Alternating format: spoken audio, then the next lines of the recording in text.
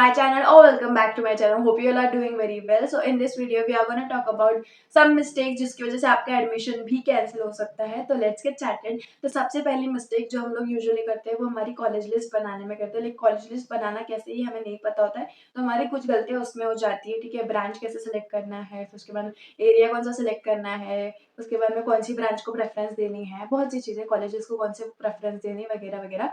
तो वो college list कैसे बनानी वो तो मेरा वीडियो आ ही जाएगा. ठीक है, तो उसके बाद में दूसरा चीज़ आ जाता है वो है कि हम लोग रजिस्ट्रेशन के टाइम पे थोड़ी गलतियां कर देते हैं रजिस्ट्रेशन प्रोसेस में.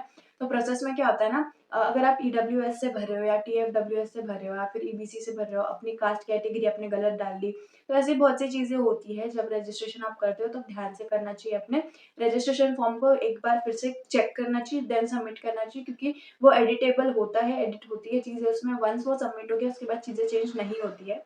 ठीक है, उसके बाद में सेकेंड आ जाता है, पहले आपने रजिस्ट्रेशन कर लिया ऑनलाइन, फिर आ जाता है सेकेंड, वो है डॉक्यूमेंट वेरिफिकेशन FE सेंटर्स पे.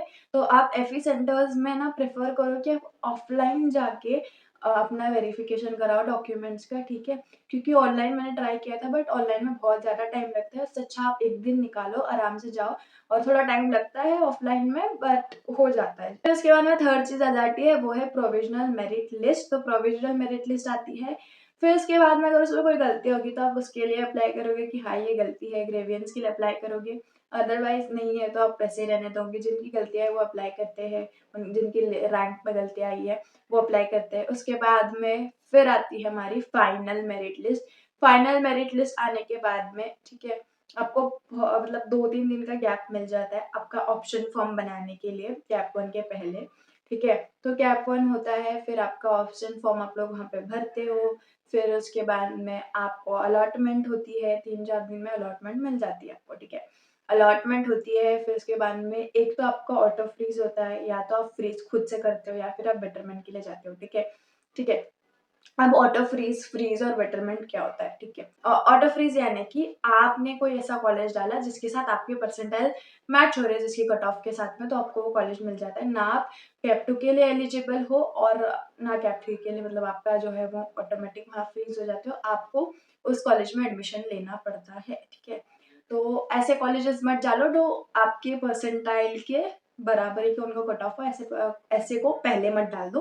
ठीक है, उनको डाल सकते हो लेकिन बाद में डालो. ठीक है, मैं आपको ऑप्शन फॉर्म कैसे मतलब आपको कॉलेज लिस्ट कैसे बनाना है मैं आपको डेफिनेटली बताऊंगी. ठीक है, उसके बाद में आपको अलॉटमेंट को हो गया और फिर उसके बाद में ऑटो फ्रीज हो गया, या ऑटो फ्रीज यानी कि ऑटोमेटिकली वो खुद ही फ्रीज कर लेते हैं. फ्रीज यानी कि आपको आपको आपका मन पसंदीदा कॉलेज मिल गया, आपने खुद फ्रीज कर लिया, या तो आपको वो कॉलेज पसंद नहीं है, आपको वो कॉलेज मिल गया, फिर उसकी ब्रांच कोई मिल गया आपको, तो आप बेटरमेंट के लिए जाओ. आपको जो कैप 1 में कॉलेज मिला आप उसको सिक्योर रख सकते हो bye paying the particular amount. मेरे को नहीं पता इस टाइम पे भी 1000 रुपीज़ होगी या फिर नहीं, बट मेरे टाइम पे 1000 रुपीज़ थे, मैंने वो पे करके रख दी थी अपना सिक्योर करने के लिए. कैप 1 का जो भी है कॉलेज का सीट मिला है मेरे को, वो सिक्योर रखी थी मैंने.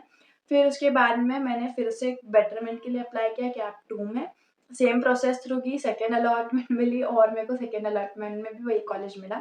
अगर आपने कोई कॉलेज सिक्योर करके रखा है, फिर आपको कैप 1 में कोई कॉलेज मिला है, तो अगर आपने उसको सिक्योर करके रखा है तो ऑटोमेटिकली आपके कैप 2 के लिस्ट में आ जाएगा. आपको उसको वापस से भरने की ज़रूरत नहीं है. ठीक है, आपकी वो प्लेस सिक्योर है. आपको अगर कोई और कॉलेजेस डालने हो, कोई और ब्रांचेस डालनी हो उसी कॉलेज की, तो आप डाल सकते हो. ठीक है, कैप 2 में आपको वो कॉलेज डालने की ज़रूरत नहीं है. उसके बाद में फिर से वही प्रोसेस होती है ऑटो फ्रीज की या बेटरमेंट की. अगर आपको वो कॉलेज मिल गया जो आपको चाहिए आपको, या फिर आपको वो ब्रांच मिल गई जो आपको उस कॉलेज में चाहिए थी, तो आप या तो वहाँ पे फ्रीज कर सकते हो. यहाँ पे भी ऑटो फ्रीज होता है. ठीक है, यहाँ पे अगर आपने आपका सेकेंड में भी ऑटो फ्रीज हो सकता है, इसलिए ध्यान रखना कि आप ऐसे कॉलेजेस में डालो सबसे पहले क्या कि आपका उसके साथ कट ऑफ मैच हो जाए. CUEP डाल लो, that is different case. But अगर कोई कॉलेज है जिसका कट ऑफ आपके कट ऑफ से मिलता जुलता है, सेम ही है आपके मार्क्स से, तो आप वो मत डालो. ठीक है, मैं आपको वैसे बताऊंगी अगले वीडियोस में. ठीक है, कैसे बनाना है, लेट इट बी. उसमें आता है हमारे पास में कैप 3 का ऑप्शन फॉर्म. सेम प्रोसेस ये होती है फाइनल अलॉटमेंट. उसके बाद में आपका फाइनल अलॉटमेंट होती है, इसके बाद आप कॉलेज नहीं चेंज कर सकते. अगर आपको कैप 1 वाला ही कॉलेज चाहिए, फिर आपको कैप 3 में भी वही कॉलेज मिला, या फिर आपको कैप 3 में कोई अच्छा कॉलेज मिल गया, या फिर कुछ भी, अगर आपका प्लान चेंज हो गया तो आपकी वो सीट चली जाती, मतलब वो हो जाती है और आपको इस कॉलेज में जाके एडमिशन लेना पड़ता है. तो नेक्स्ट डे जाके आपको एडमिशन करना पड़ता है, डॉक्यूमेंट वेरिफिकेशन करना पड़ता है, फिर एडमिशन कंफर्म करने के लिए कैश या फिर ऑनलाइन आपको पूरी की पूरी फीस देनी पड़ती है। ऐसा नहीं होता है कॉलेज के स्कूल के एडमिशन की तरह कि हम लोग महीने में इस टाइम पे फीस भरेंगे, फिर इस टाइम पे भरेंगे, फिर इस टाइम पे भरेंगे, ऐसे नहीं होता है। ठीक है, आपको महीना टू महीना फीस नहीं होती जैसे स्कूल में होती है। ठीक है, मेरे स्कूल में तो थी। तो कॉलेज में क्या होता है ना, बहुत जनों का क्वेश्चन होता है कि दीदी पूरी फीस भरनी पड़ती है क्या, क्या होता है क्या नहीं। तो हाँ, पूरी फीस भरनी पड़ती है। ठीक है, आपको पूरी की पूरी फीस देनी पड़ेगी, अदरवाइज आपका एडमिशन नहीं होगा वहाँ पे। ठीक है, थोड़े भी पैसे कम नहीं चलते हैं उन लोगों को, उनकी पूरी फीस उनको चाहिए होती है ताकि आपका एडमिशन कंफर्म कर सके। फिर के इसके बाद में सब कुछ होने के बाद में आपकी एक वैकेंट जितनी सीट्स है वो डिस्प्ले होती है, और वैकेंट सीट डिस्प्ले होने के बाद में स्पॉट राउंड्स होते हैं अलग अलग कॉलेजेस के। फिर जो ऑन द स्पॉट आया उसका एडमिशन हो जाता है। वो नहीं देखते कि आपको कितने परसेंटाइल है, आप किस कॉलेज में थे, मतलब आपका कैसे कौन से कॉलेज में एडमिशन हुआ है, कौन सी ब्रांच में एडमिशन हुआ है। आप वहाँ जाओगे अगर आपकी सीट खाली है, अगर आप समझो एनटी के हो, ठीक है, विजय एनटी के हो, जो उसमें और सब टाइप्स होते हैं। ठीक है, फॉर एग्जाम्पल मैं विजय एनटी की हूँ, मैं ए कैटेगरी से बिलोंग करती हूँ। अगर मेरी कोई सीट खाली होगी मेरे कॉलेज में, सी एस मतलब कि मुझे ईएनटीसी की थी मैं, तो मेरे को सी एस लेना था अपने कॉलेज में। ठीक है, अगर वहाँ मेरी कैटेगरी की कोई सीट खाली रहती थी तो वो मुझे मिल जाती थी। फिर कोई और जाता था, समझो जिसको 50 या 60 ऐसे कुछ है, तो उसको भी मिल जाती थी। वैसे बैचेस बनाई हुई थी, तो मैं पहली बैच में थी। तो अगर मेरे बैच में कोई भी विजेएनटी का नहीं रहता था मेरे पहले, तो उनको मतलब वो जो सीट थी वो मेरे को मिलती थी। और अगर विजेएनटी का पूरे बैच में कोई नहीं है, ठीक है, तो वो सीट हो जाती है ओपन।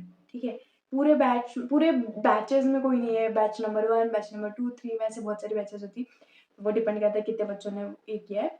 तो अगर उनमें से किसी का भी वो कैटेगरी नहीं है तो वो कैटेगरी हो जाती है ओपन में, मैंने पहले की वीडियो में भी बोला है। तो हो जाती है ओपन, तो ओपन में से आपको वो भरना पड़ता है आपका वो, एंड आपको फिर ओपन की सीट मिलती है, आपको पूरी फीस भरनी पड़ती है। हमारे कॉलेज में तो ऐसा लिखा हुआ था स्पॉट के टाइम पे कि आप अगर यहाँ पे स्पॉट में भी भरते हो तो आपको उतनी फीस भरनी पड़ेगी जितनी आपकी कैटेगरी की है। अगर आप कैटेगरी थ्रू जाते हो, तो विजय एनटी की हूँ तो विजय एनटी की सीट मिली तो विजय एनटी की फीस भरनी पड़ेगी। अगर मैं विजय एनटी की हूँ और अगर मुझे ओपन की सीट मिली तो मुझे ओपन की फीस भरनी पड़ेगी। ऐसा होता है। ठीक है, को एक लिस्ट बनानी है, दैट इज वेरी रिस्पॉन्सिबल काम। ठीक है, ऐसा नहीं है कि बस लिस्ट बनानी है खत्म बात, बहुत रिस्पॉन्सिबल काम होता है, क्योंकि हमारे आगे के 4 साल इसके ऊपर डिपेंडेंट है, कैसे जाएंगे, क्या होगा हमारे साथ लाइफ में, वो सब उसके ऊपर डिपेंड करता है। तो सोच समझ के चीज़ें करनी है हमें। ठीक है, इतनी चीज़ें मैं आपको बताऊंगी एज अ एल्डर सिस्टर कि मेरे को इतनी सारी चीज़ें इसमें से समझिए थ्रू आउट दी 1 ईयर की देखो। और स्पेशली सीईटी के टाइम पे बहुत सी चीज़ें आपको समझ में आती है। ठीक है, कि कैसे होता है, क्या होगा, कैसे हमें चीज़ें खुद से हैंडल करनी है, वो सब चीज़ें आपको समझ जाएगी। तो that's it for today's video. I hope कि ये वीडियो आपको अच्छी लगी होगी। अगर अच्छी लगी होगी एटलीस्ट एक फ्रेंड के साथ शेयर करो, बिकॉज जितने लोगों तक जाएगी उतने लोगों को हेल्प होगी। ठीक है, और अब जिसको इतना पता नहीं है इन सब चीज़ों के बारे में, प्लीज़ उसको जल्दी ये वीडियोस भेज दे जाओ, उसको चैनल रिकमेंड करो ताकि उसकी हेल्प हो जाए। क्योंकि बहुत सारे ऐसे बच्चे जो अफोर्ड नहीं कर सकते काउंसलिंग, पेड काउंसलिंग, तो उनको चीज़ें नहीं पता होती है। ठीक है, तो वो यूट्यूब थ्रू, गूगल थ्रू ही पता करते हैं सब चीज़ों को। तो डेफिनेटली ये आप उन्हें दो। ठीक है, that's it. Okay, bye bye.